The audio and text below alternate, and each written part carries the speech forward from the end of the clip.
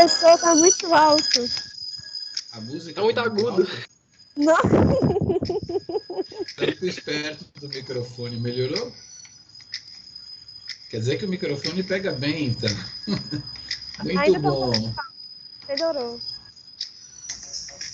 Muito bom. Então vamos começar a aula sobre a Madonna cantando Vogue, proteoma. Ali tem uma gota de leite caindo ali, uma coisa legal.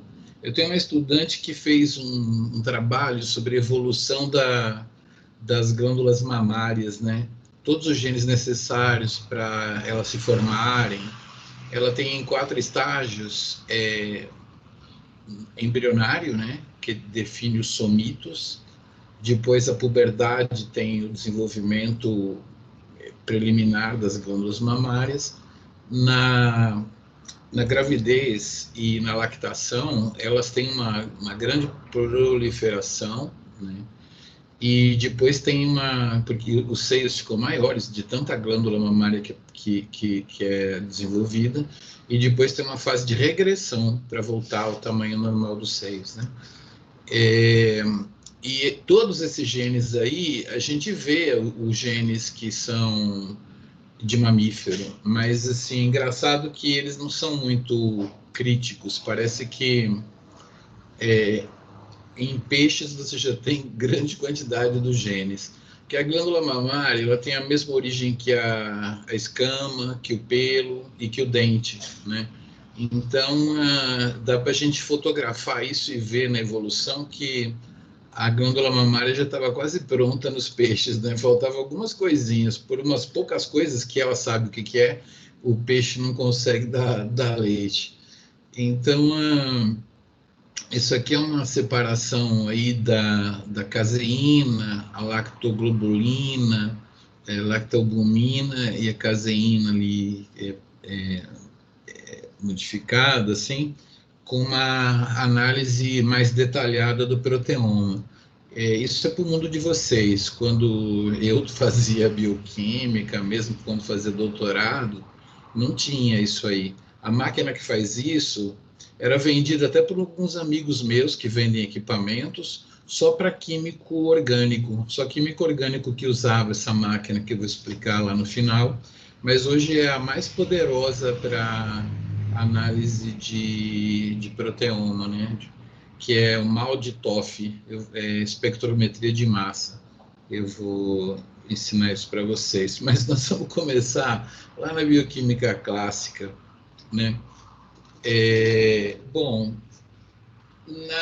na hora de estudar proteína, é muito importante, sei lá, você vai estudar proteínas de um camundongo.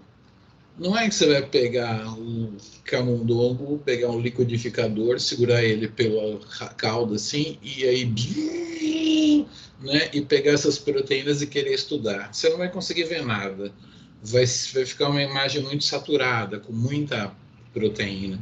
Então, uma das coisas muito importantes e antigas, né, é a centrifugação diferencial. Então, eu vou mostrar para vocês aí, são figuras do Strayer, um capítulo que teoricamente teria sido dado na bioquímica ou na biofísica, mas não deram, então vamos falar nós, né? Beleza. Então, assim, você tem um homogeneizador ali, do lado esquerdo em cima aqui, assim, tal, onde esse ferrinho aqui pode estar sendo girado pelo motorzinho, ou você pode até usar sua própria mão. Você coloca um tecido aqui, por exemplo, um fígado, e esse pistão, ele é muito aderente aqui ao vidro. Então, na hora que você faz para cima e para baixo, o tecido vai passando aqui assim, ó, e vai separando todo ele, né? Faz um homogenato. E aí, o que acontece? Você centrifuga, né? Você tem aqui a primeira centrifugação por 10 minutos a 500G, é uma centrifugação branda. E aí você vai baixar os núcleos, né? Então, se você quiser estudar o proteoma dos núcleos, beleza, já está aqui. Joga tudo fora, pega esse pellet aqui, né? Esse sedimento aqui. Aí você pega esse sobrenadante aqui, ó, e centrifuga na faixa de 10.000 G por uns 20 minutos. Você vai centrifugar as mitocôndrias. Aí você quer estudar o proteoma mitocondrial? Não, não quero, estou jogando fora. Aí pega o sobrenadante, aí faz aqui, ó, 100.000 G por 1 hora. Zoom! E aí você vai centrifugar as membranas. Aqui tem um monte de receptores, proteínas sendo produzidas no retículo endoplasmático, Golgi, essas membranas todas vão estar aqui. Você estuda o proteoma das membranas. Ah, eu não quero, eu quero as enzimas solúveis do citoplasma. Sobrou aqui, ó. É só pegar esse último sobrenadante. Então, assim, claro, é fácil de entender, centrifugação diferencial, não precisa lembrar quem que peleta primeiro, se bem que é meio óbvio, né? Os mais pesados primeiro.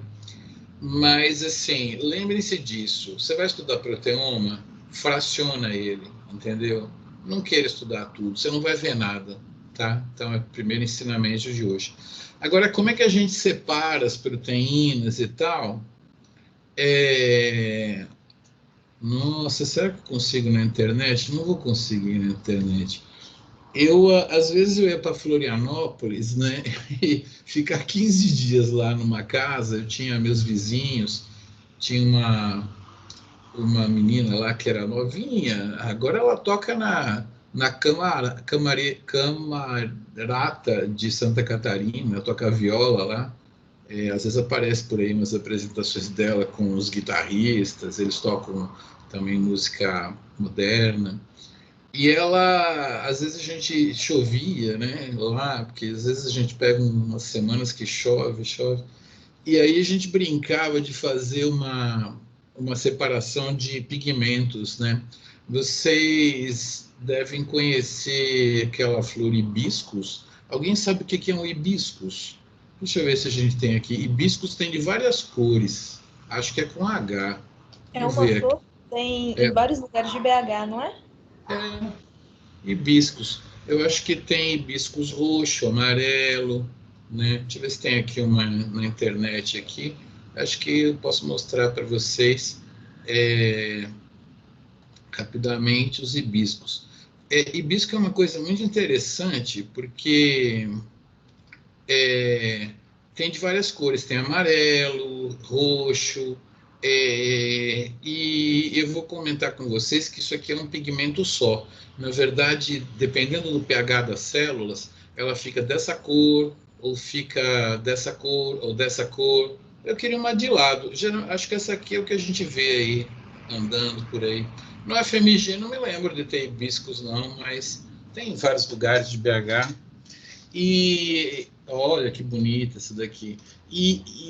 Assim, é uma antocianina que ela tem como pigmento, e dependendo do pH, sabe esses indicadores de pH, que é uma fitinha que você coloca, né? É mais ou menos assim. A depender do pH, ela vai mostrar a cor, né? Então, um experimento que você pode fazer é um experimento que você pode fazer é fazer uma cromatografia. Você coloca. Eu aproveitei esse slide porque tem uma coisa parecida com um copo.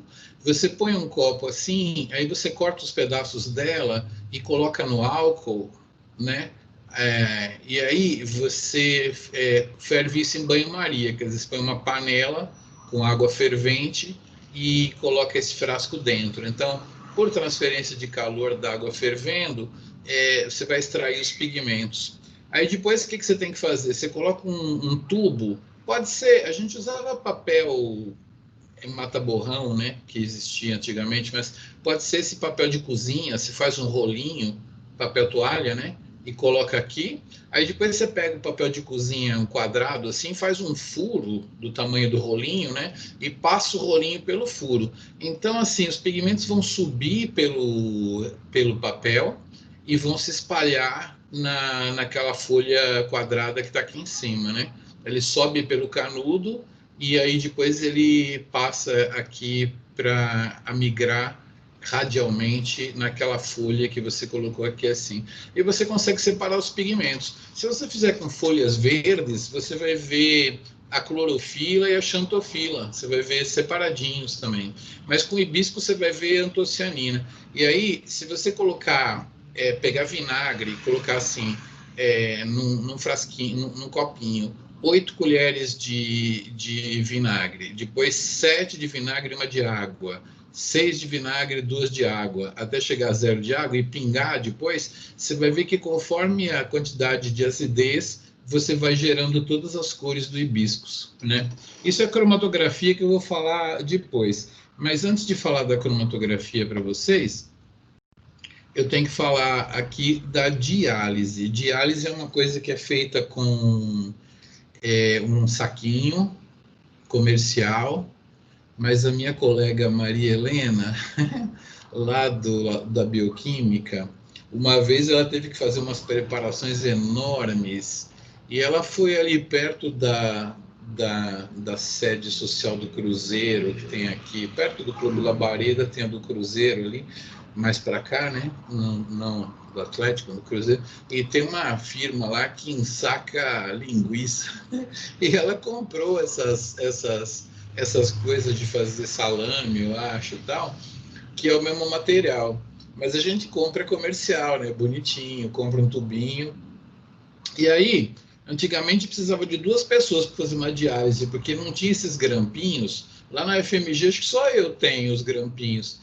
E a galera amarrava com fio dental, né? Uma pessoa tinha que segurar e aí uma pessoa amarrava com fio dental aqui, outra pessoa amarrava com fio dental aqui. Aí você colocava aqui o seu extrato proteico dentro desse tubinho. Esse tubinho, ele é permeável a solventes, né? Mas não as proteínas. As proteínas vão ficar presas. Então você coloca num becker de 2 litros, né? Esse mané aqui desenha um tubinho ridículo. Pega um becker enorme e aí você coloca na câmara fria, com agitação embaixo, e as proteínas então ficam lá a noite inteira. Então elas vão sair, a proteína vai ficar dentro e o sal vai sair. Então é muito importante para a gente retirar todos os sais, moléculas de baixo peso molecular da nossa preparação de proteínas. Isso aí vocês conhecem diálise de sangue, né? Quando a pessoa não tem infiltração renal. Isso aqui chama diálise, é uma técnica bioquímica de você tirar o sal, né? E manter o conteúdo. Então, lá naquelas máquinas, o sal sai e o sangue, as células continuam lá dentro, né? Assim que é aquela máquina de diálise. Aí, quando passa 24 horas, o que você faz? Você tira desse becker aqui, esse saquinho, e coloca no novo, porque aí vai dar para sair as últimas que estão lá dentro, né? Sempre tem que dialisar 2 vezes. Isso aí é muito importante, porque às vezes a gente usa um sal para precipitar as proteínas que a gente quer. Conforme você vai aumentando a quantidade de sal, vai precipitando as proteínas menores, né?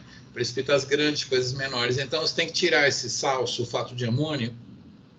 É uma técnica de separação de proteínas por tamanho. Então, você tem que tirar o sal, você tira com diálise também. Mas diálise vai servir para qualquer momento em que você estiver trabalhando com proteína. Cada slide é uma coisa, tá? Mas agora eu vou falar de várias cromatografias aqui, eu acho.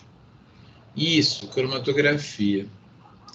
Cromatografia, vocês estão vendo uma coluna profissional, né? Eu dei todas que eu tinha para a professora Mariana Quezado, mas a galera tem mesmo umas pipeta Pasteur, onde eles chucham uma lã de vidro aqui, ó, e aí põe uma rolha e liga num tubo aqui. A que eu tenho umas profissionais aqui, os plastiquinhos, exatamente essa cara aqui. Mas nada mais é do que um tubo de vidro com um bloqueio aqui, que é uma lã de vidro.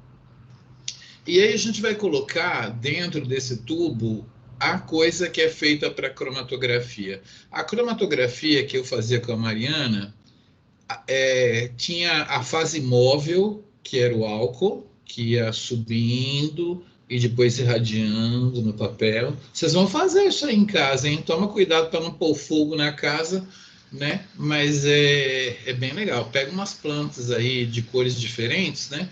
E e separa os fragmentos. Isso daí dá para vocês fazerem no ensino médio, pelo amor de Deus, né? Inclusive, se fizer com hibiscos, pinga o vinagre diluído para você mostrar que é o pH, né? É muito legal esse experimento para mostrar para mesmo para criançada, na verdade, né? Acho que até ensino fundamental e adorar ver. Ou um dia que estiver chovendo, sua sobrinha, seu primo, sua irmã, vai ser legal. Então aqui o que acontece? Você coloca uma resina aqui dentro, né? E você coloca as proteínas aqui em cima, o seu extrato proteico. Aí você passa uma solução tampão, não vai passar água, né? Coloca uma solução que tenha sal, pH controlado, né? Para as proteínas ficarem felizes. E vai passando. No que você vai passando, elas vão descendo, né? Aqui, porque a fase móvel, no nosso caso, é o tampão. No caso lá da Mariana, era o etanol. Lá na Mariana, a fase que impunha uma resistência era o papel. Aqui é uma coisa especial, é uma resina. Então, eu quero que vocês prestem muita atenção agora, porque não é intuitivo quem que vai chegar primeiro, tá? Na verdade, isso aqui é mais ou menos assim. Vocês vão, a turma toda vai no shopping e fala assim, galera, vamos se encontrar na praça de alimentação, tomar cerveja. Beleza. Os homens vão direto para a praça de alimentação. As mulheres estão indo para lá, elas vão entrando numa lojinha de sapato, numa lojinha de bijuteria, numa lojinha de não sei o quê. Elas vão chegar depois na praça de alimentação, entendeu o exemplo? Depois vocês me falam se esse exemplo foi bom.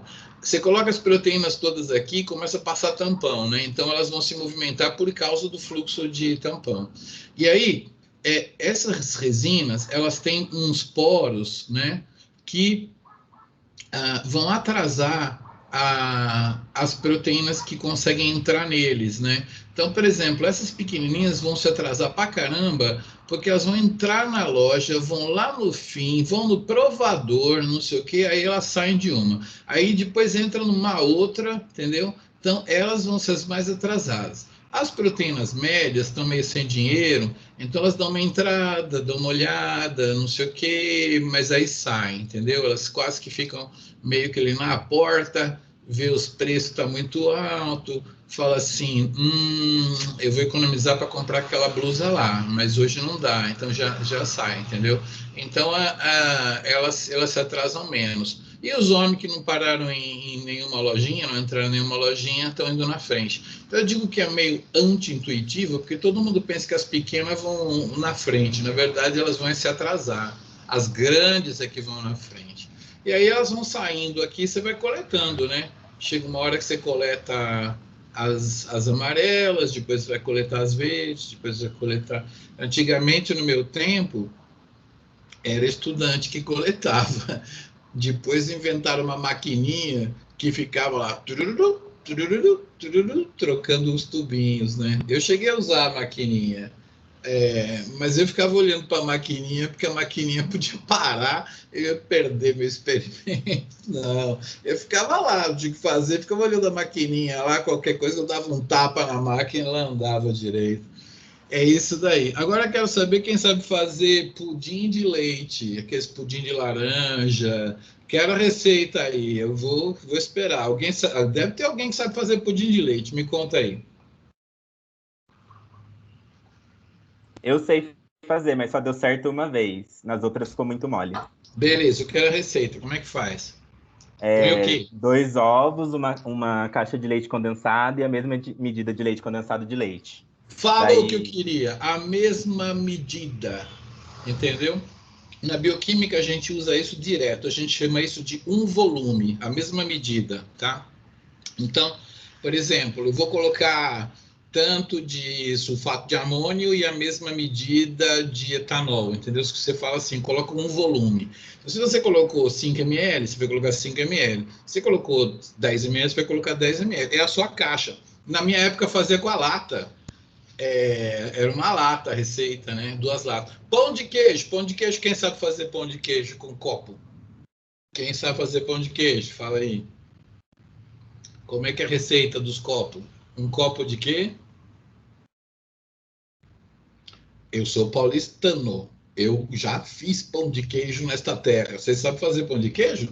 Deve todo mundo comprar congelado para assar. Eu não sei, eu sou de São Paulo, tá tem essa justificativa. Tem nada que eu aprendi. Você tem que ter o polvilho. Qual polvilho? Doce ou azedo? O azedo? Opa, acertou. E aí você coloca, eu não sei direito, né? Eu acho que você coloca um copo de leite, ou dois, um copo de óleo, um copo. É a medida que eu sei, é tudo copo, entendeu? O copo, no caso, a gente chama em bioquímica de um volume, né? 2 copos de leite, 2 volumes de leite, 1 volume de óleo. Isso aí é comum na bioquímica a gente falar. E eu vou ensinar um truque para vocês. Se você tem uma coluna aqui, deixa eu falar, essa aqui deve ter uns 50 ml. Não, tem uns 20 ml essa coluna aqui. Se você colocar as proteínas aqui em cima, eu falei 20, né? Se você colocar as proteínas aqui em cima e você passar 2 volumes de tampão, 2 volumes no caso seria 40, juro que elas todas chegam lá embaixo, entendeu? Basicamente, 1 volume já seria suficiente, mas como elas se atrasam, 2 volumes é suficiente para você passar todas as proteínas ali. Então, na técnica seguinte, a gente vai fazer isso. Nessa daqui, não. Você vai passando lá o tampão e vai recolhendo, tá? Eu vou ensinar vocês como lavar uma coluna. É só passar 2 volumes de tampão. Eu queria ensinar o que é volume aqui. Vamos ver o nome. Isso aqui é chamado, o nome genérico é cromatografia. Quando a gente fala cromatografia, a gente se refere mais a essa, mas o nome técnico é filtração em gel. Eu nunca vi alguém falando, vou fazer uma filtração em gel, te encontro depois para a gente tomar um açaí. Não, eu só ouvi falar, tem que montar uma cromatografia e a gente vai lá no açaí. Então.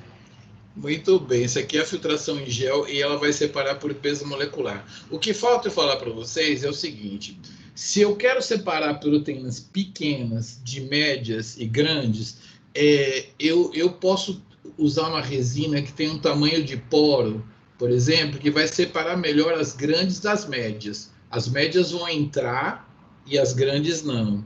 Se eu quero separar a pequena da média, eu já uso um poro mais menorzinho. Essas vão se atrasar e essas não, tá? A gente não usa uma resina só, a gente tem várias, dependendo dos buracos que tem aqui, a gente calibra para saber qual que é o range, o power range de separação que a gente vai querer. Agora tem outras cromatografias para explicar. Essa daqui, está escrito lá, ela é chamada cromatografia de troca iônica, tá? Cromatografia de troca iônica. Existem duas, a bolinha pode ser de celulose ou agarose, não tem problema, mas o grupo ele pode ser negativo ou positivo. O mais usado negativo é o carboximetil grupo, né? Carboximetilcelulose, carboximetil-agarose. Você vai lá no armário e pega. Essa carga aqui é negativa. Ou então você pega dietil-etanol, DAE. A gente fala DAE celulose ou DAE agarose. DAE é dietil-aminoetil, que é essa porra aqui, dietil-aminoetil.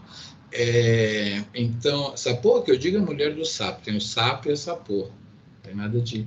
Aí, então, esse aqui seria a opção positiva. Então, eu vou usar positiva se eu quiser purificar proteínas negativas, é óbvio. E eu vou usar o negativo se eu quiser pegar estonas. Estonas são proteínas com muitos aminoácidos básicos que em pH 7 estão no NH3+, né? Então, estão carregados positivamente. Então, se eu botar carboximetil celulose aqui, né? As estonas vão grudar, tá bom? Então, aqui que eu tenho a explicação do leite condensado. Eu coloco as proteínas aqui em cima, né? Beleza, tá? Só que a resina é de carboximetilcelulose. Aí, eu passo 2 volumes de tampão, e jogo tudo fora, entendeu? Jogo fora o que passou. Significa proteínas neutras, né? Proteínas negativas, vão todas, né? A gente chama isso daqui de eluir. Eluir. Todo mundo comigo. Eu eluo tu eluis, ele elui. Nós eluímos, vós eluís, eles... Eluem? Eluem? Eluem. É o verbo eluir. Você tirar a proteína daqui, fazer ela passar, chama eluir. Vamos eluir essas proteínas. Se você passar 2 volumes, todas as proteínas eluem, exceto as que ficaram presas lá por causa da troca iônica, né? Então, ainda não fez a troca, mas as estonas estão todas presas pela resina negativa. E agora, eu tenho que ter uma estratégia para eluir, especialmente elas, e ir coletando aqui, né? Que agora eu quero tirá-las de lá. Eu tenho que eluir elas. Para eu eluir elas da coluna, eu posso fazer 2 coisas. Por exemplo, eu posso passar em NaCl, mas eu não passaria em NaCl, eu passaria cloreto de potássio. Vocês devem ter estudado em fisiologia, que dentro da célula a gente tem mais potássio, fora a gente tem mais sódio. Mas se você quiser passar cloreto de sódio, uma proteína não vai reclamar. Ei, eu queria potássio. Nunca ouvi uma proteína falando isso. Então pode ser cloreto de sódio. Você vai passando concentrações crescentes de cloreto de sódio, presta atenção, você tem aqui uma ligação eletrostática da estona com a resina aqui, né? Você vai passando aqui cloreto, aí essa estona aqui vai falar assim, meu, por que eu vou ficar ligado aqui, tem um tanto de cloreto, vou pegar uns cloretos, entendeu? E aí a mesma coisa, o sódio vem aqui e fala assim, por que você está segurando esse cara, fica comigo. Aí o sódio vem aqui, então solta. A outra maneira de você eluir essas proteínas é você mexer com a carga dessas proteínas, e é muito tranquilo, você pode mudar o pH. Vocês sabem, vocês devem ter estudado na bioquímica, que quando você muda o pH, você vai protonando os grupos, e aí a proteína muda de carga.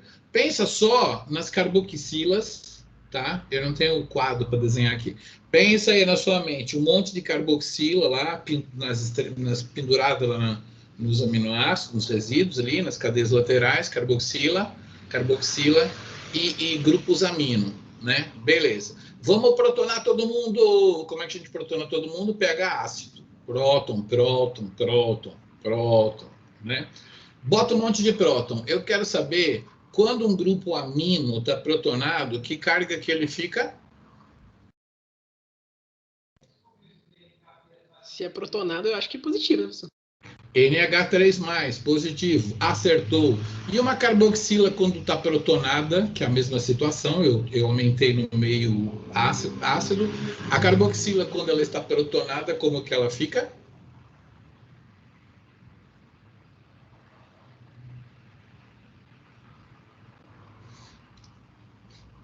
A carboxila fica... aqui tem uma carboxila meio desenhada, muito louca, né? Ela vai ficar C-O-C-O-H, né? Dupla O-OH. Que carga que tem se tiver dupla O e OH?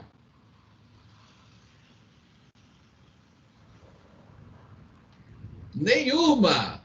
A carboxila protonada não tem carga nenhuma e o grupo amino protonado tem carga positiva. Então, vocês concluíram para mim que se eu pegar uma proteína e colocar em meio ácido, ela vai migrar para que polo? Para o positivo ou para o negativo, se fosse uma eletroforese, assim?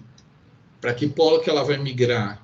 Em que tipo de resina que ela vai grudar? Em meio ácido. Uma proteína vai grudar em quê? No positivo ou no negativo?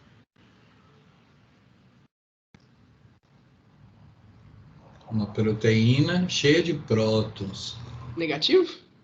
Vai grudar no negativo, porque vai predominar NH3+, e C-OH. O contrário, se eu tirar os prótons, colocar em meio alcalino, né, roubar os prótons do meio para formar água, os NH3+, vão virar NH2. Fica sem carga. E os COOH vão virar COO-, então eles vão ficar negativos, tá? Então, só lembrar desses 2 grupos e como eles ficam totalmente protonados e como eles ficam totalmente desprotonados, que você vai lembrar que se você protonar todo mundo, ela vai ficar positiva. Se você desprotonar todo mundo, ela vai ficar negativa. Ou seja, o pH muda a carga desse bichinho aí. Então, você também pode passar um tampão aqui com pH variável, né? Vai mudando o pH, chega uma hora que, conforme elas vão mudando o pH delas, elas vão soltando, tá? Então, as duas maneiras de eu trabalhar com uma cromatografia de troca iônica, e primeiro eu passo 2 volumes de tampão, vocês entenderam para quê? Para tirar todo mundo. E agora, como que eu faço para pegar as proteínas que me interessam? Ou eu passo quantidades crescentes de sal, ou eu vou mudando o pH do tampão. São as duas maneiras de uma proteína soltar. Ela é positiva, a estona é positiva se eu estiver protonando muito. Se eu alcalinizar isso aqui, ela vai perdendo a carga e ela solta. Nem preciso alcalinizar muito para ela ficar negativa. Se ela ficar neutra, ela já solta daí, tá? E aí beleza, eu vou eluir e vou coletar. Então, vocês aprenderam a cromatografia simples por filtração em gel, separa por tamanho. A cromatografia de troca iônica, que seleciona positivas ou negativas, dependendo da resina que você usar. E agora eu vou falar da cromatografia de afinidade. Então, vamos supor que eu queira uma proteína que gruda em glicose, né? Beleza? Lindo! Eu arrumo umas bolinhas com glicose pendurada, entendeu? Né? Uma resina com glicose. Mesmo procedimento. Eu coloco as proteínas aqui. Aquelas que gostam de glicose vão ficar grudadas. Eu passo 2 volumes de tampão, né? O negócio da caixa de leite condensado. Todas vão embora, menos as que ficaram grudadas. E agora, como que eu faço para uma proteína que adora glicose soltar a bolinha que ela está grudada lá? Fala para mim. O que eu passo aí para ela soltar dessa bolinha que tem glicose? Como que eu convenço ela? Vamos supor que ela está ligada em dinheiro. Como é que eu faço para ela soltar esses dinheiro e ir para o fundo?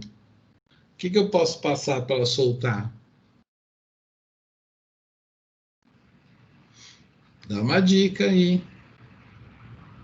Quem tem alguma ideia? Que você já passou 2 volumes de tampão, todas foram embora. Agora, você quer fazer um experimento com essa daí, né? Você quer pegar ela lá no tubinho, lá embaixo. O que você vai passar para ela soltar dessa bolinha? Fala aí. O Corinthians já jogou ontem, empatou, porcaria. Então, não tem jogo hoje. Vai passar alguma coisa que termina com ase? Não. Uma coisa que termina com ose, pô. Com ase? Eu vou chutar. Glicose. Glicose, claro. Se ela tem afinidade por glicose e tá presa lá, você passa um monte de glicose, ela fala, olha, tem tanta glicose aqui, vou pegar entendeu? É glicose. Glicose é a melhor coisa para você passar nessa hora aí, porque ela solta. Então, vocês aprenderam agora a cromatografia de afinidade. Mas aí ela não gruda na outra glicose? Que eu tinha pensado isso. Você vai passar uma glicose solta, entendeu? Ela solta essa e gruda na outra, só que a outra tá solta. Então ela, entendeu? Vai lá para baixo. Aí é lógico. Aí você pega ela no tubinho.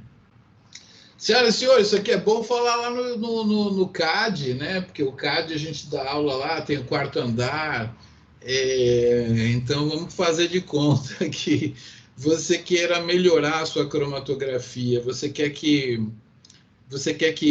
primeiro passe, sabe, assim, corrida de 100 metros, né? Chega um cara, chega outro, né? Agora, maratona, chega um cara, chega o outro, quanto maior a prova, né? Quanto maior o tamanho da corrida, do percurso, mais você vai separar um cara do outro. Então, assim, vamos supor que você quer uma separação tão linda, tão linda, tão linda, que você resolveu fazer uma coluna do tamanho do CAD.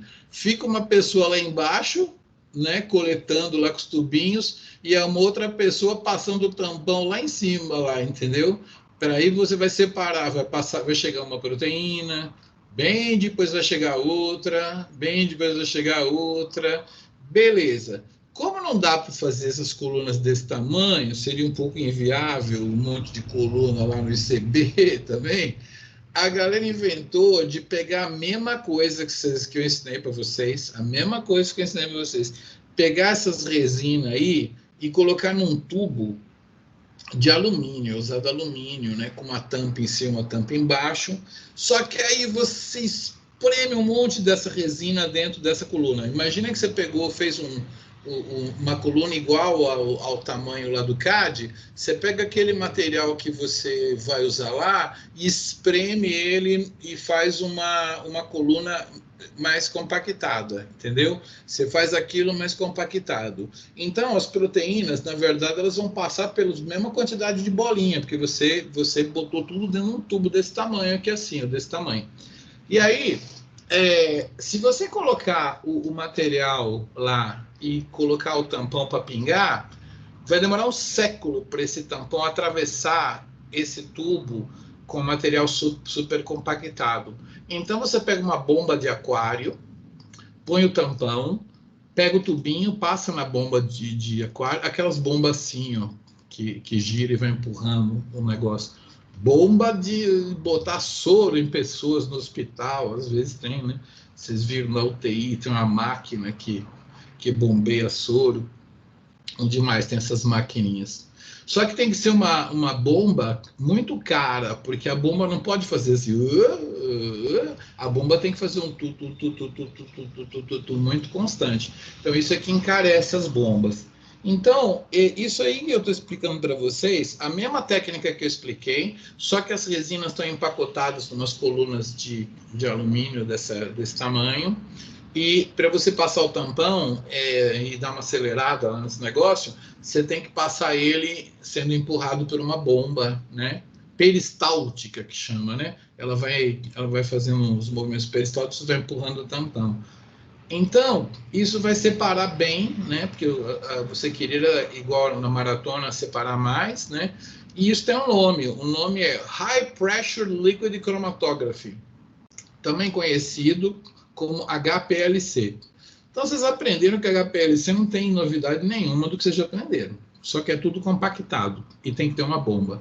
E a bomba é cara. Tá? Então, basicamente, chama-se cromatografia líquida de alta pressão. Então, vai ter uma coluna para fazer filtração em gel, uma coluna para fazer troca iônica, uma para fazer cromatografia de afinidade, com glicose, a outra com outras coisas, né?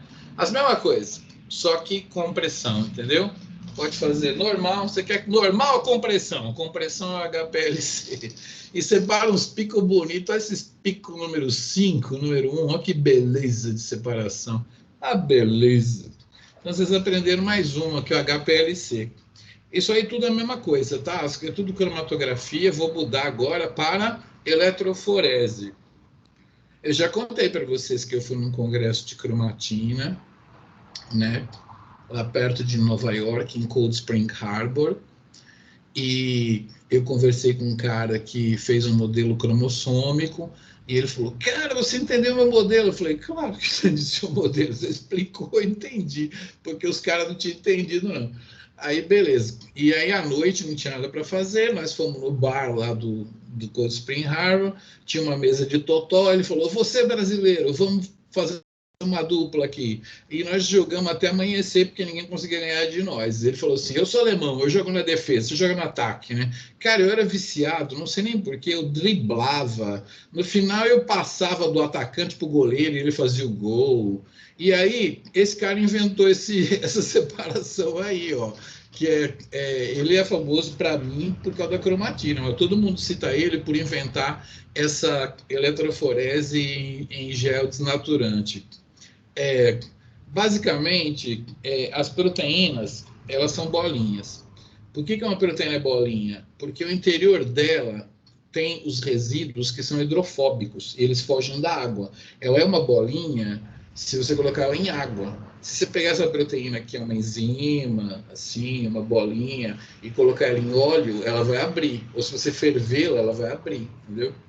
Então, basicamente, você pega todas as proteínas, você ferve todas as proteínas, por isso que a gente chama desnaturante, e você incuba com esse detergente aqui, tá? Detergente, vocês sabem, né? Sabão, estudaram isso aí no prezinho. Sabão é uma cadeia de ácido graxo com uma ponta bem polar, né? Geralmente esse cara aqui é um sulfato. Ele chama dodecil sulfato de sódio, né? E aí é um detergente. Então, o que acontece? Na hora que você ferve uma proteína globular, ela abre. E aí, na presença desse cara, na hora que ela vai fechar e formar o núcleo hidrofóbico dela, esse cara entra lá e solvata, né? Ele recobre a proteína, porque aquelas partes apolares, quando vão fechar, essas cadeias entram lá e a proteína fica desnaturada e toda cobertinha de carga negativa. Então, senhoras e senhores, nessa técnica não se preocupem, elas vão para o polo vermelho ou para o polo preto, já que elas estão recobertas por uma camada que tem essa carguinha negativa. Vai lá, meninas, para que polo que ela vai? Para o vermelho ou para o preto? Vermelho? Vermelho é o polo positivo. Tem muito laboratório que tem esse equipamento aqui, não está escrito se é positivo ou negativo, mas tem lá o terminal vermelho e o preto. Então é bom saber que vermelho é positivo. Geralmente os meninos sabem quando brincaram de autorama, né? Mas vocês nem brincaram de autorama. No meu tempo eu tinha que saber, senão o carrinho dava para o lado contrário. Então, as proteínas vão migrar para cá porque elas estão desnaturadas e elas estão recobertas de detergente, de sabão, né? Então, elas estão só dependentes nessa migração do tamanho delas. E aqui é intuitivo. As pequenas vão andar na frente, as intermediárias vão atrasar mais e as grandes vão atrasar para dedéu. Então, assim, dessa vez, as vermelhinhas vão andar mais, as verdes menos e as amarelas bem menos.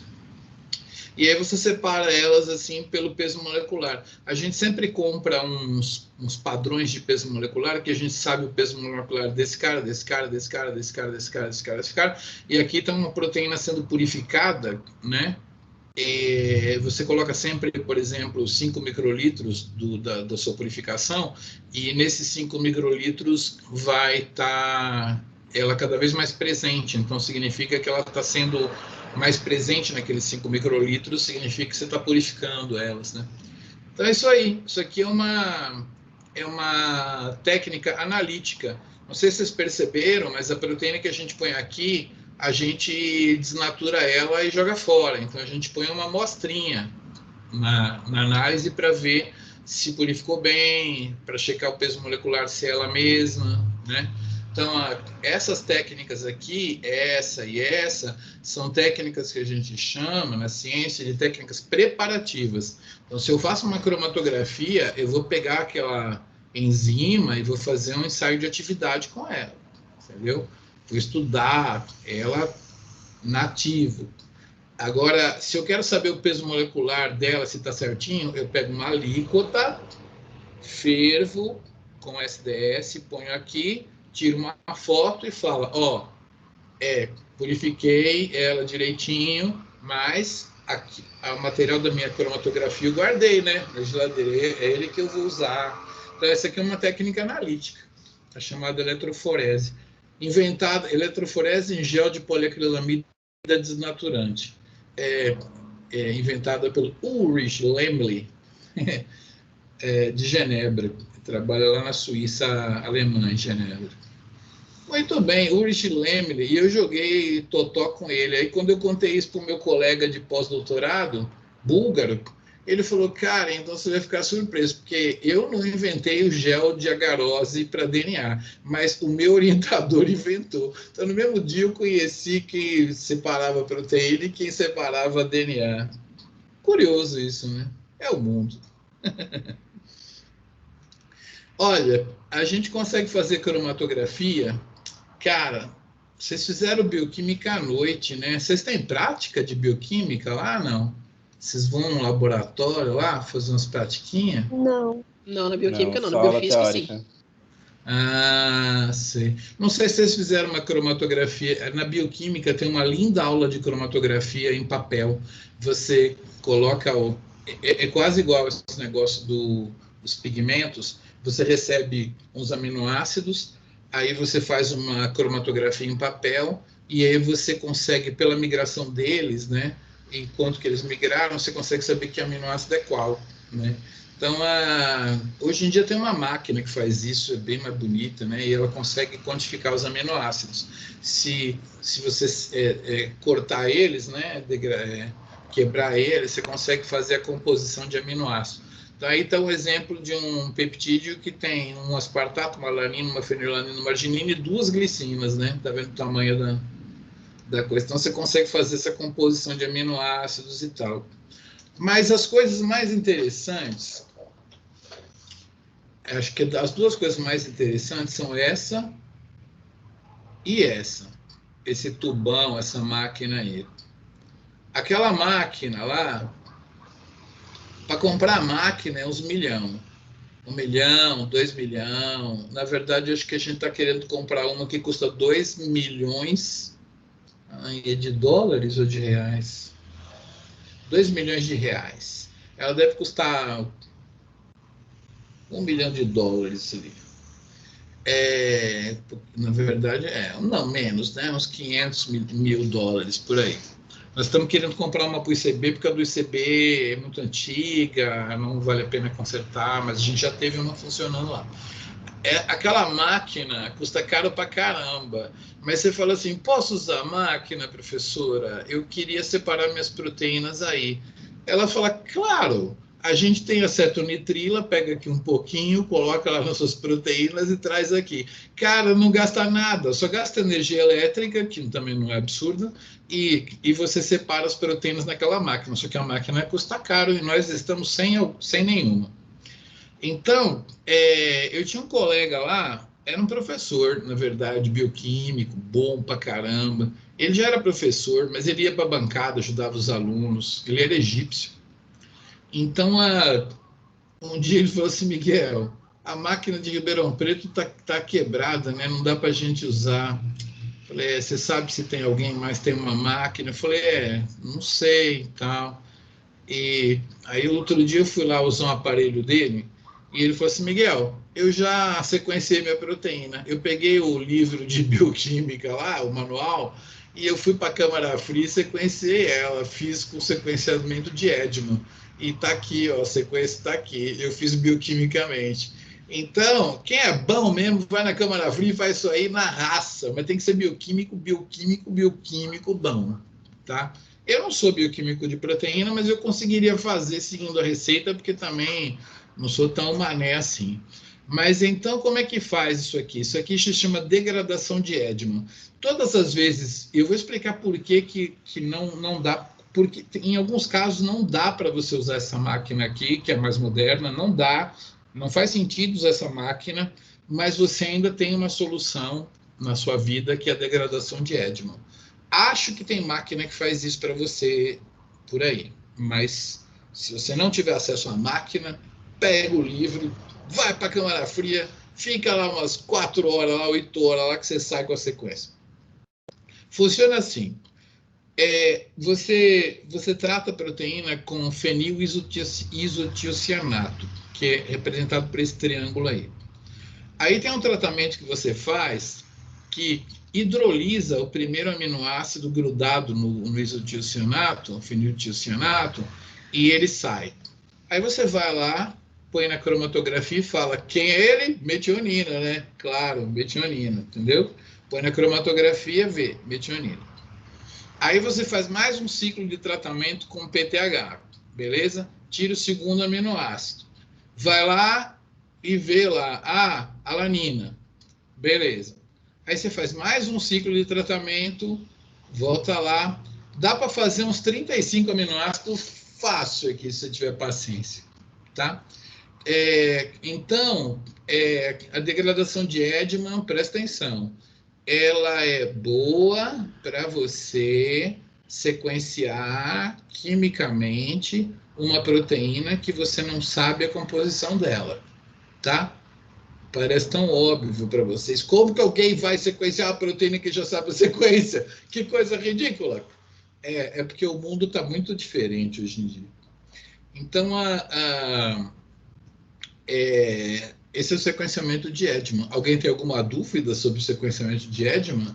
Entenderam direitinho como que o Edman descobre a sequência da proteína? Sim, tranquilo. Vocês entenderam que se ele quiser a proteína inteira, ele vai ter que cortar essa proteína com tripsina, separar os fragmentos e fazer fragmentos, né? Porque ele consegue fazer uns 35 aqui. Se ele quiser a sequência toda da proteína, ele corta com tripsina, pega os fragmentos, faz o primeiro, o segundo. Às vezes vai faltar uns pedaços, mas ele consegue saber mais ou menos bem como que essa proteína é. Bom, agora eu vou contar para vocês a história desse aparelho aqui. Esse aparelho é o espectrômetro de massa, né? Ele é muito poderoso para determinar o peso molecular de uma proteína com a precisão de 1, né? A gente fala de um átomo de hidrogênio. Então, por exemplo, 18.364, né? Se você colocar uma beta-lactoglobulina nesse aparelho, ele vai falar, olha, temos aqui uma proteína com 18.364 de peso molecular. Ele não fala assim, de 18.300 alguma coisa. Não, ele fala 18.364, né? No máximo aqui a insulina, ele errou um tiquinho, ele falou, o peso molecular dela é 5.733,9. Cara, arredonda, né? 5.734. Então, esse aparelho, ele é preciso pra caramba, tá? Para definir o peso molecular. Só que eu tenho que contar uma história antes. Como que eu trabalho com esse... Eu vou fazer essa apresentação de trás para frente. Como que eu faço para trabalhar com esse aparelho? Eu pego as proteínas que eu quero estudar e eu coloco numa matriz, né? Numa coisa, numa pastinha, numa matriz. As proteínas, elas não são ionizáveis pelo laser, mas o laser ele estimula a matriz e a matriz estimula a proteína, tá? Então, por isso que esse aparelho ele chama Matrix Assisted, quer dizer, tem que ter assistência dessa matriz, Matrix Assisted, Laser, tem o laser aqui, Desorption Ionization, tá? Então, eu vou fazer uma ionização, eu não sei o que é desorption, Matrix Assisted Laser Desorption Ionization. Esse aparelho chama MALD. Então, ele tem um laser, tá? Que excita uma matriz e o objetivo é ionizar as proteínas. Muito legal. Aí ele tem um túnel de vácuo, hoje em dia é na vertical, ele tem mais ou menos o tamanho de um violão. Mas antigamente era uma caixa, uma máquina de uns 2 metros de comprimento. 1,5 metro, 2 metros. Então é um tubo onde tem alto vácuo aqui, né? E as proteínas vão voar aqui. E aqui tem um sensor. Como que você pega esses neguinhos ionizados e convence eles a voar? É simples. Você põe uma carga contrária aqui, nesse negócio de metal, assim, tudo, só que você coloca um buraco no meio. Então, elas são atraídas aqui, mas algumas vão bater nesse bagulho, mas elas vão ser atraídas, né? Como é uma carga muito bem distribuída, elas vão atraídas e elas vão passando pelo meio, são aceleradas e vum, né? E por incrível que pareça, as pequenininhas vão voar mais rápido. As intermediárias depois e as grandonas depois. Então você coloca o laser, você coloca excitando aqui a matriz, né? Você faz uma ionização das proteínas, você as atrai, faz elas voarem no tubo com alto vácuo e tem um detector aqui. Então você vai fazer vu, piu, vu, ploft, vu, capom. Entendeu? E pelo time of flight, né, pelo tempo de voo, você vai saber qual que era menor, qual que era maior. Mas não é só qual que era menor, qual que era maior. Você consegue o peso molecular exato dessas proteínas. Então, vamos supor que você não sabe que aquilo é uma insulina, que você não sabe que é uma beta-lactoglobulina. O que adianta você saber que tem na sua amostra uma proteína de 5.739,64 de peso molecular e a outra de 18.364? Você só sabe isso. Mas o mundo está muito revolucionado. Muito revolucionado. Vamos supor que essas proteínas sejam de camundongo. Beleza? Muito bem. Você fala assim para um bioinformata: como que eu descubro no genoma do camundongo qual é a proteína que tem o peso molecular 5.734? E também eu quero saber uma outra lá de 18.364. Que programa que eu rodo isso? Aí o cara vai falar para vocês: estão preparados? Porque isso aqui é incrível. Olha, vai nessa página, né, do projeto do camundongo, tem ali todas as proteínas e o peso molecular delas, né?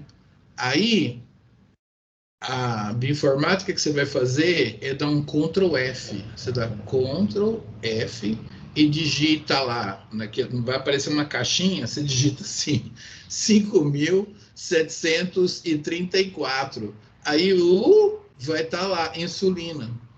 Esse é o mundo em que vocês vivem. Você pega uma proteína, põe numa máquina, dá um Ctrl F na página do genoma do camundongo e você descobriu que aquilo é uma insulina que estava presente na sua amostra. Ah, mas espera, tem mais uma outra. Ctrl F 18364, beta-lactoglobulina. Entendeu? Então, aqui eu tenho... Alguém vendeu uma máquina que custa 2 milhões de reais. Alguém pagou, alguém comprou, né? Alguém deixou você usar ela e não te cobrou nada, porque foi só você misturar as suas proteínas com acetonitrila, né? Essa pessoa te ajudou. Você purificou a proteína e tem uma galera que sequenciou o genoma do camundongo. Presta atenção, alguém não, né? Uma comunidade de muitas pessoas sequenciou, montou, analisou, identificou todas as proteínas do camundongo, né? Graças a essa galera, né? É igual você comer um pão com manteiga de manhã. Pensa, quem plantou o trigo, né? Quem colheu o trigo? Quem vendeu a farinha? Quem pagou a farinha? Quem que fez o pão? Então, assim, tem uma galera aqui que está te ajudando nessa metodologia tão simples aqui, que né? Aqui tem uma pessoa fez o projeto, comprou a máquina, a outra deixou usar, você... E milhares de pessoas fizeram o genoma do camundongo. E presta atenção, genoma é uma coisa muito poderosa. Você não sabe o quanto que você vai usar ele, tá? Então, assim, se tiver um coleguinha fazendo iniciação científica, sequenciando o genoma do não sei o quê, cara, respeita, porque, assim, toda a humanidade consegue usar aquele genoma desde que essa pessoa tenha tranquilidade para fazer aquele genoma bem feito. Entendeu? Que não ficam os professores falando: vamos só montar ele mais ou menos e analisar, porque é importante analisar. Faz direito, tá? A pessoa que faz, coloca uma coisa lá, um patrimônio para a humanidade, se ela fizer direito, tá? Então, assim, sempre resolva todos os probleminhas e tal, assim. Alguns colegas de vocês um dia vão estar sequenciando o genoma aí, vocês vão ver. Então, assim, essa máquina é muito legal, só que sem o genoma não dá para fazer nada. Vamos pegar um organismo que não tem genoma completo aqui, que eu me lembro, a taioba. Eu pego as proteínas da taioba, ponho nesse aparelho, aparecem umas proteínas lá com peso molecular não sei o quê. Como eu vou dar Ctrl F? De onde? Como é que eu vou saber que proteína é essa, entendeu? Não me serve de nada, tá? Então, assim, graças a toda essa galera que sequenciou camundongo, homem, orangotango, galinha, peixe, leishmania, essas coisas tudo aí, bactérias e tal, tarará, é que a gente pode dar isso na aula, né? Senão, só lá na química, o pessoal de química orgânica que ia ter aula dessa máquina, porque ela é muito usada lá também. Alguma dúvida sobre isso? Porque agora eu vou falar de uma parte complicadinha aqui, de como que eu pego a proteína para pôr aqui. Alguma perguntinha sobre o meu lindo espectrômetro de massa? Não? Então, assim, não, né? Abram os seus microfones. Quando eu falar 3, vocês vão falar o nome que a gente usa no mundo real. Vocês vão falar assim, mass spec, que é mass spectrometer, né? Mass spec. Então, assim, olha lá, mass spectrometry. Ou no caso da máquina, spectrometer, né? Mass spectrometer. Ninguém fala mass. Posso usar o seu mass spectrometer? Assim, não. Eu poderia usar o mass spec. Então, atenção no 3, todo mundo falando mass spec. 1, 2, 3. Mass spec. Muito bem. Não adianta a gente explicar, Bill, que a gente tem que falar como é que é no mundo real, né? Como é que você vai esnobar lá? Então, eu já sei, isso é uma spec. Entendeu? Você fala assim, não, isso é um espectrômetro de massa. Aí a pessoa fala, realmente. Você fala uma spec, você fala, opa, bom respeito. Então, eu vou falar para vocês, assim, que é o seguinte, existe uma tecnologia muito mais antiga, tá? Que ela pode ser feita por um estudante, e tem estudante que tem mão para fazer isso, consegue fazer bonito, tem estudante que não consegue, a gente não sabe explicar, mas assim, tem gente que faz lindo, tem gente que não faz lindo, então a gente dá o projeto para quem consegue fazer lindo, quem não consegue a gente troca o projeto. Mas hoje em dia dá para fazer com robôs também, a gente não tem um robô, então isso aí é feito por pessoas mesmo. Isso aí é um gel bidimensional, que eu vou explicar depois, eu estou dando essa aula na contramão aqui. E a ideia é você fazer dois géis, na verdade 2 não, 3. Você faz 3 géis aqui, né, onde você pega o cérebro de um camundongo controle, você passa naquele homogeneizador, você centrifuga, pega os núcleos, e aí você pega as proteínas básicas ou ácidas ou que grudam DNA, por exemplo, e aí você faz este gel bidimensional que eu vou ensinar a fazer. Eu falei toda essa parte de separação e purificação, vamos pensar pelo menos que eu purifiquei os núcleos, porque senão, imagina se eu pegasse o camundongo todo, pusesse no liquidificador e tentasse fazer isso aqui. Ia ter tanta proteína que você não ia ver uma individualizada da outra, entendeu? Então, precisa fracionamento para fazer gel bidimensional. Você tem que fazer um para membrana, um para núcleo, um para citoplasma, um para, entendeu? Assim, então, vai fazer. Primeiro conceito. O que é o gel bidimensional? Vou explicar depois, tá? Mas você vai fazer para nós 3 géis bidimensionais do nucleares, né, de proteínas nucleares, de um camundongo controle. 1, 2, 3. Vai fotografar, escanear, na verdade. E vai pôr num programa de computador. Depois, você vai fazer a mesma coisa, né, proteínas nucleares de cérebro, de camundongo, que passou o dia inteiro ouvindo... Meu Deus, como é o nome dela?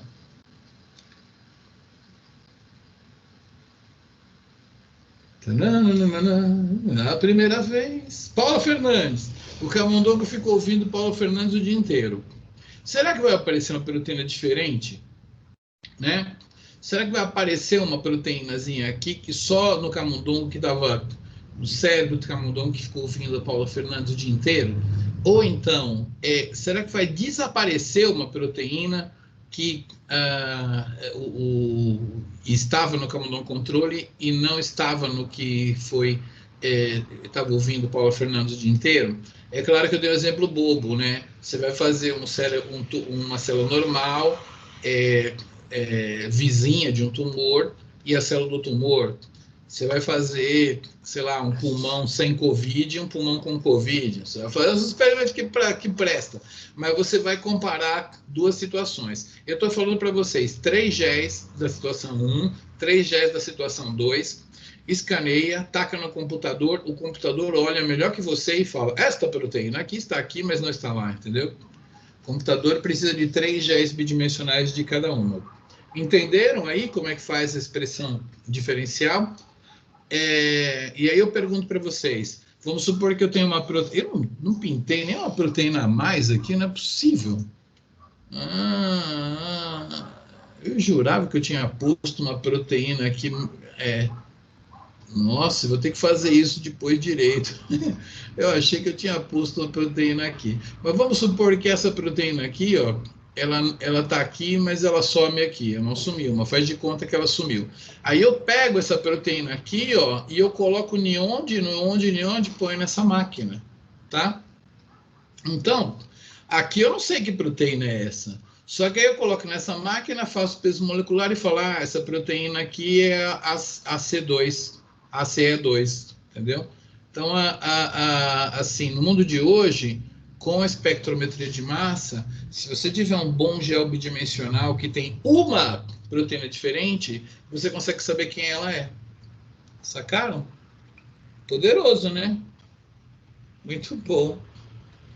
Agora só volto a explicar como é que faz o gel bidimensional, que é meio tenso. Mas vocês entenderam aí, né? Faz um gel bidimensional, pega a proteína que está diferente, ela pode ter aparecido, ser induzida, ou ela pode ter sido reprimida, né? E aí você vai lá e faz espectrometria de massa, determina o peso molecular, vai na página do genoma do camundongo, Ctrl F, descobre que era a proteína ACE2, entendeu? É muito bacana. Então, prontos para agora para entender como faz o gel bidimensional. É uma bioquímica meio pesada, então vamos lá. A gente já contou para vocês esse gel bidimensional. Deixa eu ver se eu tenho tubo aqui. Não tenho mesmo, não tenho tubo. Pega um tubo de vidro, coloca uma acrilamida dentro com as proteínas misturadas, mas presta atenção, você não põe as proteínas do lado do tubo, nem do outro lado do tubo. Você mistura elas com o gel, gelatina, tal, coloca no tubo e deixa endurecer. Então, as suas proteínas elas vão estar espalhadas pelo tubo inteiro, tá? Não tem nada de pôr de um lado nem do outro lado, elas estão espalhadas no tubo inteiro. Só que acontece uma coisa, você cria uma diferença de pH, aonde aqui o pH está ácido, baixo pH ácido, elas são protonadas. Vocês acabaram de falar para mim que se eu protonar uma proteína totalmente, ela vai ficar totalmente positiva. E aí, eu vou indo para um pH diferente, ela vai desprotonando. Cada proteína vai ficar neutra ao seu tempo. Vocês devem ter estudado isso na bioquímica, mas não lembro mais. Isso aí, o ponto aonde uma proteína, o pH no qual você vai tirando os prótons dela, né? Claro que ela vai ficar negativa no final, mas chega uma hora que ela está neutra. Cada proteína, a depender dos aminoácidos que a compõem, fica neutra no momento. Então, por exemplo, essa vermelha, quando ela estava aqui, ela estava positiva, ela migrava para lá. Quando ela estava para cá, ela estava negativa, ela migrava ao contrário, né? Para positivo. E aí chega uma hora que ela para aqui, entendeu? A azul, como a composição de aminoácidos é diferente, o ponto isoelétrico é diferente, ela para aqui. A amarela para aqui e a ocre, castanho, pêssego aqui para aqui, entendeu?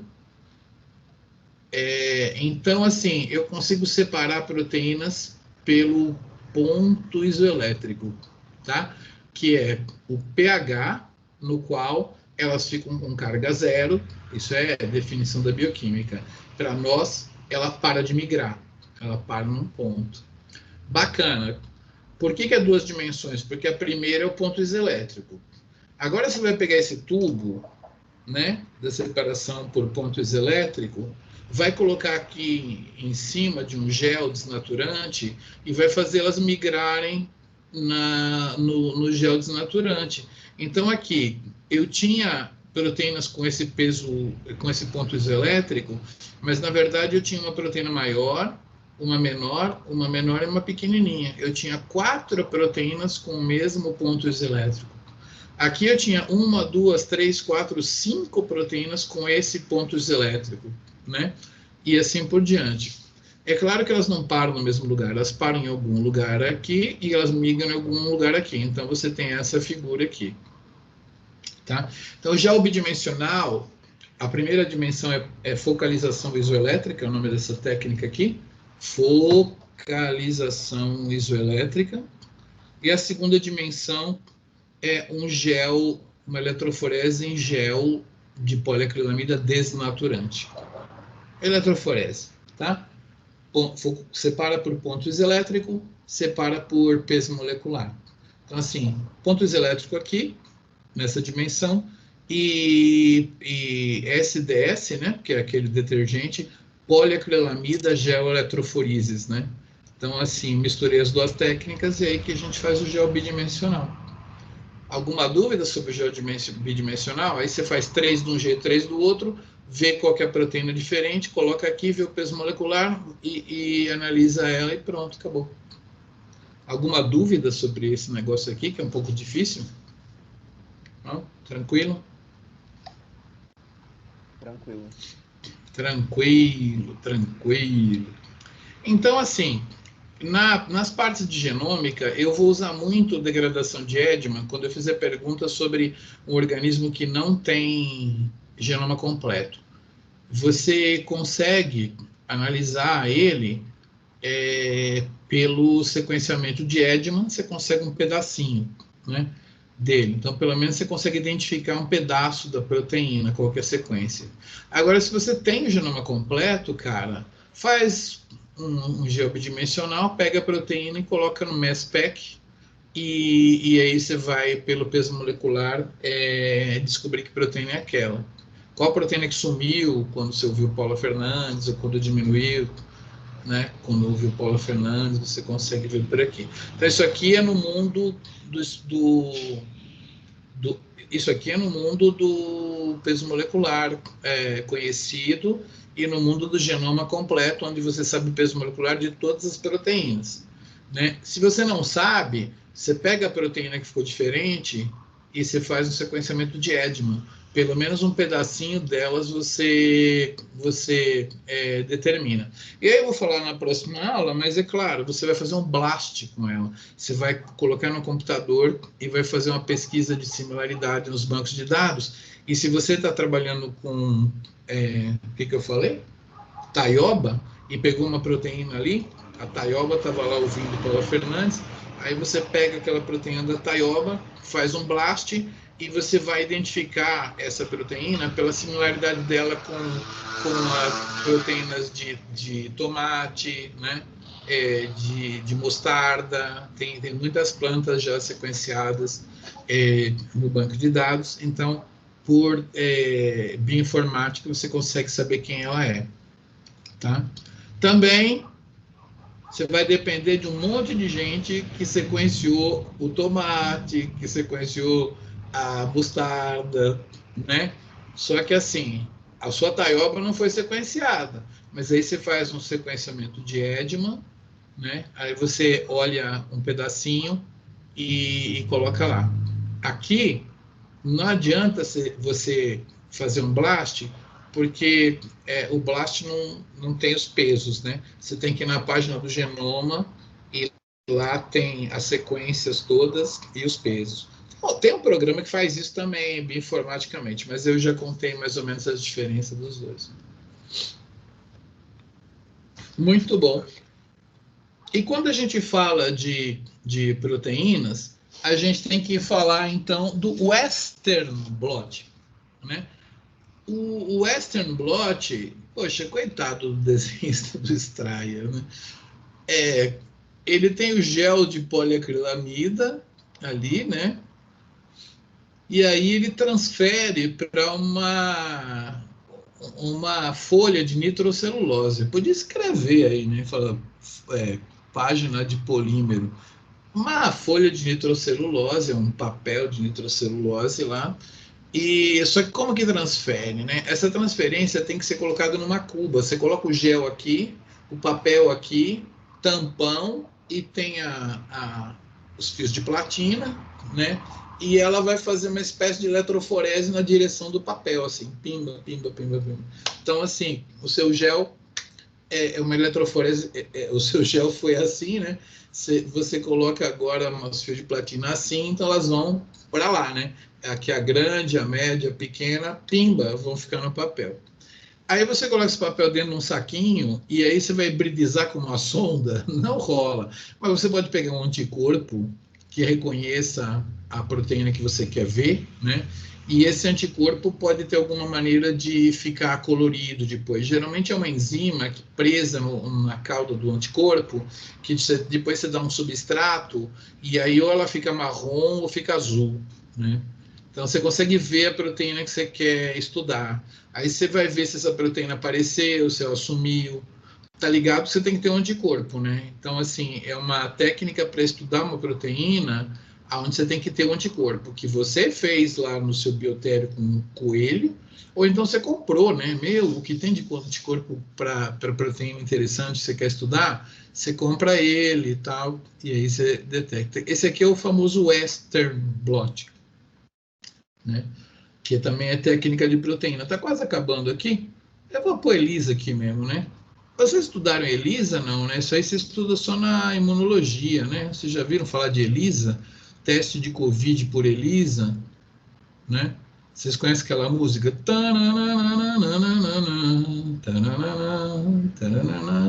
Por ELISA. Nada a ver. ELISA é uma... Alguém já viu técnica de ELISA em alguma disciplina aí? Fala aí. Se eu não me engano, é em genética. Eu vou falar em parasitologia. Parasitologia rola, claro. Na imuno a galera vai dar isso direitinho. Os testes de Covid, assim, se a pessoa tiver 4 dias de febre, início, assim, tem que fazer uma PCR. Mas para você saber se a pessoa já teve ou não teve, mais lá na frente, né, sei lá, uns 20 dias, 14 dias depois, aí você começa a fazer o teste de anticorpos, né? Uma pessoa da casa teve febre, não sei o que, o PCR deu positivo. Às vezes você faz o teste de anticorpos nas outras pessoas, o vírus já foi embora, mas deixou os anticorpos. Então, como é que faz? Tem 2 jeitos ali, que são bem práticos.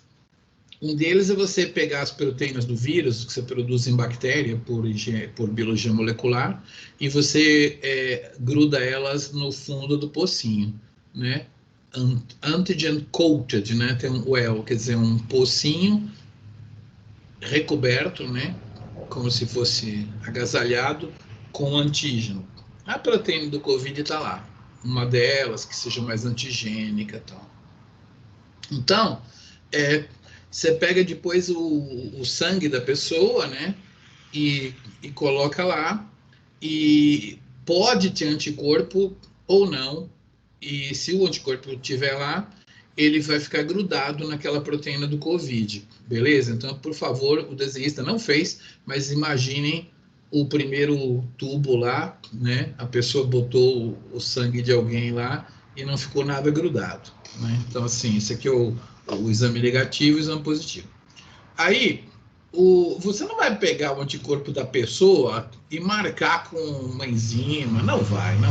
Você vai pegar lá um anticorpo que você tem na prateleira, é uma expressão em inglês, né? From the shelf, da prateleira, né? Você pega um anticorpo que já está pronto, que você comprou, um anticorpo comercial, a gente fala em português, porque não tem essa expressão from the shelf, e esse anticorpo foi feito em cabra,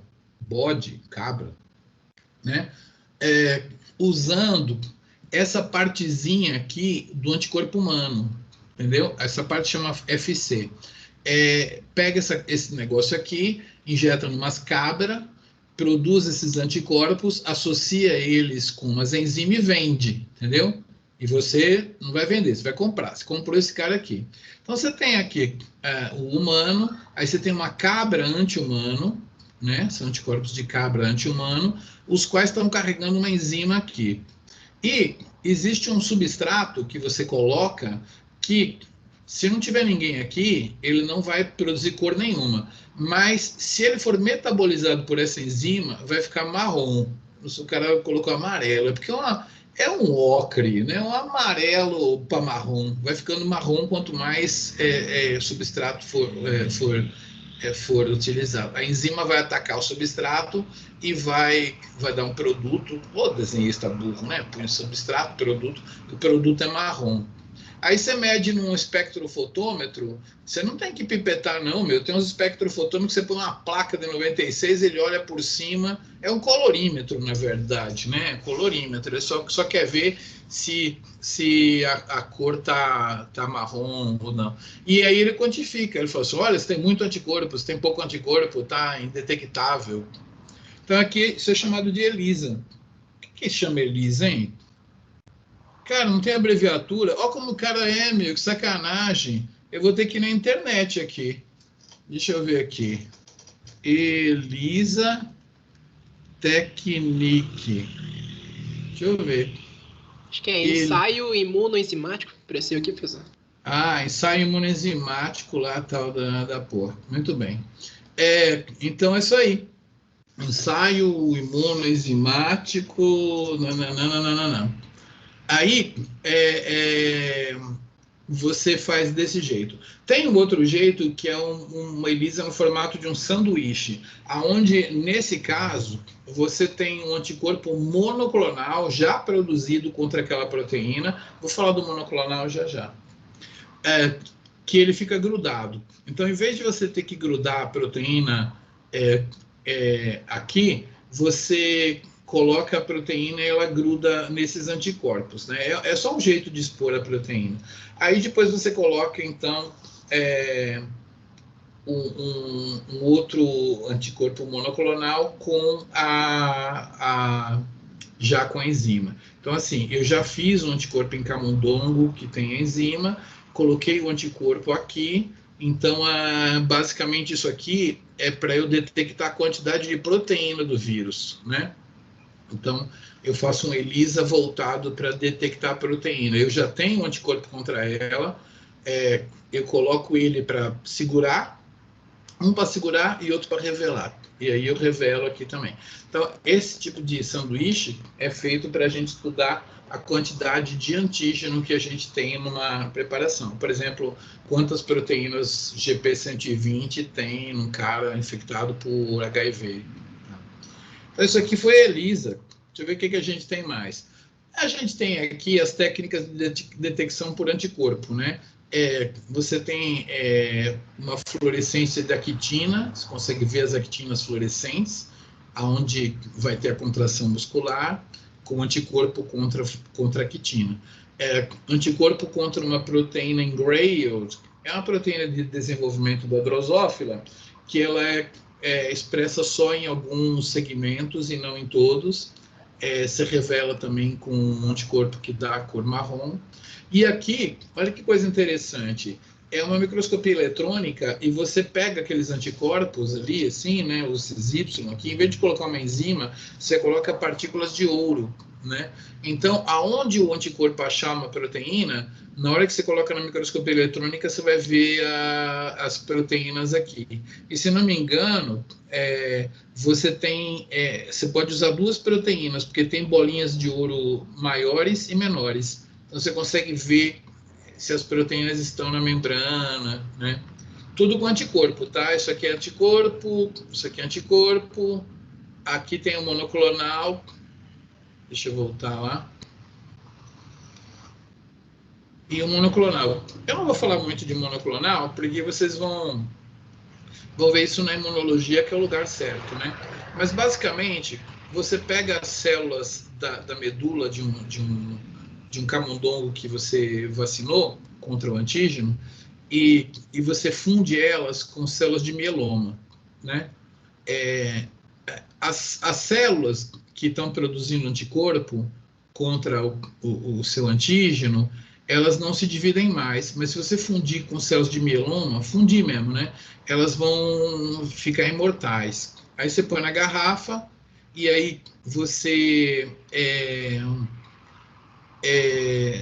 cultiva elas e separa em plaquinhas com 96 UELs e pega aqueles que estão produzindo anticorpo, cresce, você coloca em 96 UELs, cresce, coloca em 96 UELs, até o momento que você vai pegar lá uma célula que está produzindo um anticorpo só, que é o que se chama de monoclonal, né? Você vai diluindo, até que estatisticamente aquela célula que está produzindo anticorpo, ela é um clone, né?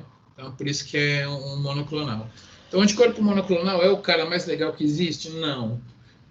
Tem muitas companhias que vendem policlonais muito mais poderosos do que o monoclonal. Porque o monoclonal, ele é poderoso porque ele gruda só num lugarzinho da proteína, exatamente naquele lugar. Mas se o soro for muito bem feito, ele vai grudar em vários lugares só daquela proteína e não de uma outra. Então, ele vai ser bem específico, tá? Então, a revolução do monoclonal foi tão grande e ela realmente é poderosa. Só estou falando que nem sempre o monoclonal é a melhor saída. Mas o monoclonal foi tão poderoso que esses caras ganharam um prêmio Nobel pela invenção dessa técnica. Merecia. Revolucionou a ciência. Bom, e para terminar aqui a aula de hoje, eu vou falar de determinação da estrutura, né?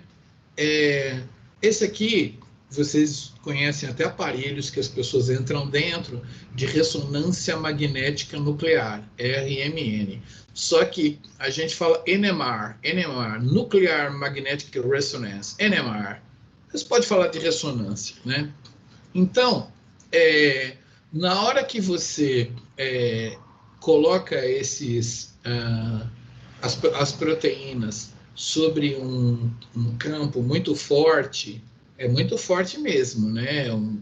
Uma máquina poderosa que tem uma sonda, precisa ter um galpão para essa máquina ficar, ela é muito alta e você tem que se proteger dela, e ela tem esse feixe e tal.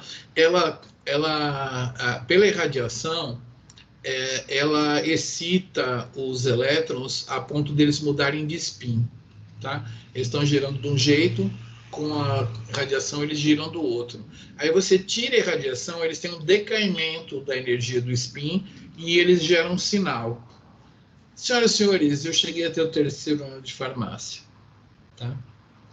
Cheguei numa prova dessa disciplina, que caiu ressonância magnética nuclear. A prova era um perfil mais ou menos como esse aqui, ó, entendeu? Aí tem uma lógica. Aqui são os perfis de ressonância desses hidrogênios. Se você estiver sentado aqui, você vai ver esse hidrogênio, mais 2 aqui e tal, então você vê uns picos assim. Esse aqui, C, você vê um cara só. Se você estiver aqui, no B, você vê esses 2 fortes, e você vê um aqui, mais um vizinho aqui assim, entendeu? Eu só sei que você tinha que na prova falar, isso aqui é um etanol. Entendeu? Hoje em dia, graças à computação, tem uns programas de computador que não só esses picos aqui, mas mesmo se você colocar esses picos aqui, ele te fala quais substâncias tem lá, tá? Então, isso aí é ressonância magnética nuclear. É uma máquina que faz uma radiação e você consegue prever a estrutura com essas lógicas, né? Qual átomo está vizinho desse, qual átomo está vizinho desse, e por vizinhança, você consegue ver uma coisa assim, né? Isso aqui, então, você vê as vizinhanças todas e consegue prever uma estrutura proteica. Isso aqui é uma estrutura de ressonância magnética nuclear. Você está vendo aqui uns aminoácidos bem bonitinhos, mas tem umas partes que estão muito... isso aqui é meio líquido, né? Então, ela está selvagem, ela está se mexendo. Então, as partes que estão se mexendo não saem muito bem na foto, as partes que são mais rígidas saem bem na foto, e você consegue ver uma proteína por essa metodologia. Não é o que vocês estão mais acostumados a ver numa aula de bioquímica e tal, não. Ressonância magnética nuclear ninguém mostra assim, tá? Porque é muito feio. Vocês estão acostumados a ver difração por raio-x. Esse exemplo não é muito bom. Aqui tem um cristal, e aí vocês vão irradiar com uma fonte de raio-x. Pode ser um raio-x ridículo, ou pode ser um raio-x de altíssima energia. O Brasil está criando uma máquina, né? Na verdade quase um prédio chamado Sirius. Aquele Sirius. Acelerador de partículas? É o acelerador. Todas as vezes que ele está acelerando e você faz uma quebra no fluxo dos elétrons, ele gera reto, assim, né, como que por inércia, um raio-x de altíssima qualidade, que é chamado de luz síncrotron, né? É o síncrotron, tá? Se você colocar aqui Miguelito no acelerador no YouTube, você vai ver o Miguelito dançando no acelerador antigo. Ele ainda está lá, funciona, só que a resolução dele já é muito velha, né? Nós temos um acelerador, tá lá, Miguelito no acelerador de partículas no YouTube. Claro que eu estava num lugar lá que não atrapalhava ninguém, mas eu estava com uma moça que era pesquisadora de lá, ela me levou nesse mirante, né? Tal. Aí eu falei, aí estava com o Adriano, ele falou, vamos fazer a dancinha do Miguelito. Eu fiz a dancinha lá e botei lá, assim, não é para vocês verem a dancinha, mas para vocês verem lá embaixo como é que chama? O círculo, né? Dá para ver umas máquinas assim, uma máquina, outra máquina, outra máquina, outra máquina, outra máquina, que é o acelerador de partículas. A gente está fazendo o Sirius. A coisa mais interessante do Sirius é que ele é praticamente nacional, desde o parafuso até o prédio, entendeu? Tem toda uma indústria ao lado dele, produzindo todas as peças, quase tudo é nacional, é brasileiro. Então, ele é feito totalmente por uma indústria local que fica ao redor dele, fabricando as peças e está sendo montado. Falta uma grana, mas quando ele ficar pronto, ele ainda vai ser um dos melhores do mundo, o Sirius, tá? Hoje em dia, se você quiser usar o outro, você vai para lá, tem um hotelzinho, você fica lá, tal, não sei o quê. O seu cristal tem que ser grande, porque esse que tem o Miguelito dançando, ele usa um feixe muito forte, muito largo, e ele estraçalha o seu cristal. Então, você tem que ter um cristal enorme para ir para lá usar, mas dá para usar, é bem legal. O professor Ronaldo tem uma máquina dessas de laboratório mesmo, e ele faz isso daí também com uma máquina de raio-x que é do tamanho de uma máquina de dentista, sei lá, um pouco maior, mas está lá numa sala, assim. Mas, assim, o cristal tem que ser enorme. Agora, se você tiver um cristal pequenininho e não dá para esperar os Sirius, arruma uma passagem para a Alemanha, que lá tem uma máquina tão poderosa quanto os Sirius, de feixe pequeno, e aí você consegue irradiar. Então, ó, como é que acontece? O feixe de raio-x bate no cristal, mas, ó, bem que o cara podia ter feito uma proteína. O cristal tem um átomo aqui, um átomo mais para baixo e um átomo mais para baixo. Se ele pegar num átomo bem aqui, vai divergir para cá e para cá, vai dar uma imagem bem ali. Se ele pegar um átomo mais no meio, ele vai irradiar mais para cá. Se ele pegar aqui no fundo, ele vai irradiar mais para cá, mais para cá. Então, compondo os lugares aonde o feixe foi desviado, você consegue montar camadas de átomos. E essas camadas de átomos, quando você for olhar, na verdade é uma estrutura tridimensional, né? É difícil de explicar, mas assim. Aí você coloca uma solução saturada e na tampa você coloca uma laminazinha, elas vão evaporar e vão começar a formar o cristal lá na tampinha, tá? Aqui esse desenho está errado, tá? Você coloca uma lâmina aqui em cima e tal. Antigamente você fazia assim, só que agora tem um robô lá em Campinas, aonde você pode fazer várias e várias e várias placas de 96 com a sua proteína e o seu tampão.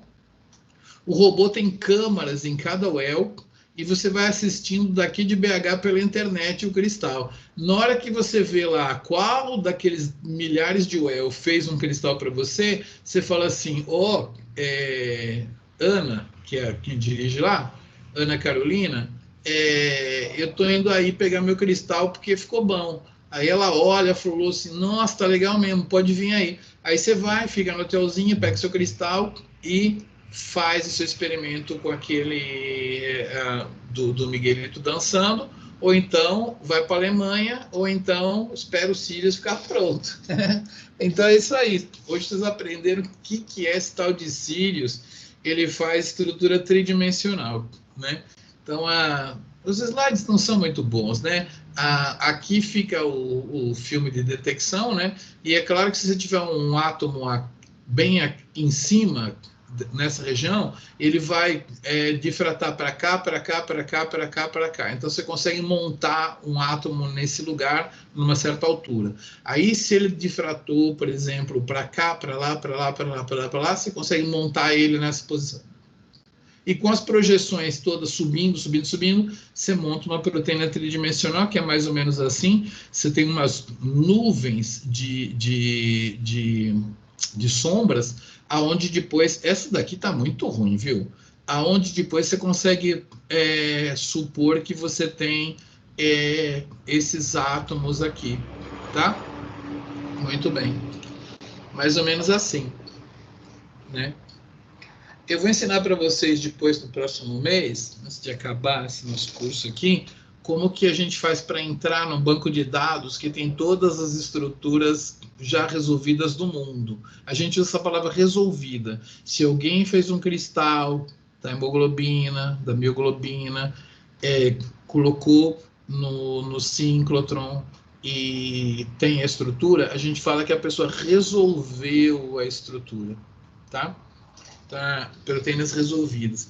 E tem um banco de dados no NCBI, mas o que a gente mais usa, que a gente mais conhece, o mais legal, ele chama Protein Data Bank. O Protein Data Bank tem as estruturas de tudo que já foi cristalizado no mundo. Tudo está lá. E eu tenho uma notícia para vocês. Quase todas as proteínas do mundo já foram cristalizadas. Ah, mas eu extraí uma proteína aqui como chama? Meu Deus, não era couve, era... esqueci. Taioba! Taioba. Eu peguei a proteína da taioba, eu sei a sequência dela, mas a estrutura não tem. Você vai no PDB e encontra uma proteína de tomate muito parecida. Aí tem um programa de computador chamado Modeler, que cria a estrutura tridimensional da sua com base na do tomate. E você pode trabalhar com a estrutura da sua. Aí, se não dá para usar o Modeler, tem um outro programa que consegue adivinhar umas coisas e fabricar essa estrutura também, chamado iTesser. Esse iTesser é muito poderoso. E a gente conhece o cara que faz o iTesser, ele já esteve no Brasil dando palestra e tal. Então, eu estou interessado numa proteína humana que não tem estrutura tridimensional e não tem nenhuma parecida no PDB para eu poder fazer o modelo. O iTesser tem um jeito que ele compara com domínios e tal, não sei o quê, e fabricou a proteína para mim. Então eu falei, Zhang, não dá para vocês fazerem a estrutura dessa proteína, muito importante no metabolismo do coronavírus. Ele falou assim, pode passar para o meu aluno aqui e ele vai fazer para você. Então, eu tenho uma estrutura de uma proteína que é muito importante para trabalhar com o coronavírus. Provavelmente ela corta a espícula do coronavírus para ele poder abrir assim. Ela é muito importante. E ninguém tem no mundo, só eu. Porque a gente conhece esses caras nos congressos de bioinformática. Eu convidei ele para vir em 2009, ele deu palestra, ele fazia dança de salão, a gente tocou forró, ele falou, como é que dança isso, Miguel? Eu mostrei, com 3 músicas, ele estava dançando melhor que eu, cara. Muito bom. E ele é um cara que ganha essas competições de modelagem todo ano, né? Então, ele fez essa proteína para nós. Então, eu acabei de falar para vocês que muitas proteínas do mundo já estão no PDB, e se a do seu organismo não tiver, deve ter uma de um outro organismo lá, e você pode fazer a sua estrutura por modelagem, tá? E como que eu brinco com a estrutura? Nós vamos brincar com programinhas aqui, tá? Vocês vão baixar um programinha no seu computador, ou então a gente vai entrar num site que ele tem um Java, que até mostra as estruturas, tá? A gente vai fazer umas aulas meio práticas para ver DNA, para ver essas coisas. Logo mais, eu já estou acabando a parte teórica, né? Então, eu contei para vocês que tem o PDB com todas as estruturas do mundo. E a última coisa que eu quero falar para vocês, que já acabou meu horário aqui, é que peptídeo você pode mandar sintetizar, tá? É caro, não é por PCR, é síntese química, mas você pode encomendar uns peptídeos assim. Então, se for um antígeno para fazer uma vacina, se for uma droga que você quer injetar, você pode mandar sintetizar, mas tem que ser um peptídeo desse tamanho assim, tá? Essa vasopressina aí para controlar a pressão, você não precisa purificar, não. Você consegue fabricar, tá? Os pequenininhos, tá bom? Acho que eu falei de tudo aqui, né? Então, hoje foi a aula de proteomas, né? Deixa eu só dar uma encerrada na nossa gravação. Então, depois a gente vai fazer uns exercícios lá, umas interpretações, um GD, com esses assuntos que a gente está estudando nessas últimas aulas aqui. Está acabando o curso já? Não, nós estamos em outubro, né? É o último mês, vocês estão ligados, né? Tem que acabar. Tem que acabar. Então, deixa eu acabar a nossa gravação aqui, interrompendo.